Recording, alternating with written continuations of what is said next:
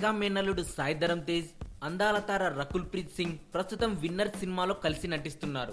ఫిబ్రవరి 24న ఈ సినిమా విడుదలకు సిద్ధంగా ఉంది. ఇందులో భాగంగా ఈ చిత్ర ప్రమోషన్స్ లో రకుల్ అండ్ తేజ్ యాక్టివ్ గా పాల్గొంటూ ఇంటర్వ్యూలు ఇచ్చేస్తున్నారు.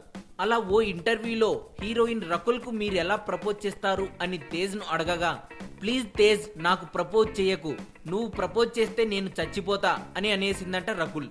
అయితే తేజ్ కూడా ఏమాత్రం తగ్గకుండా ప్లీజ్ ఒక్క ఛాన్స్ ఇవ్వు రకుల్ అని రిక్వెస్ట్ చేసిన రకుల్ నో అని చెప్పేసిందట.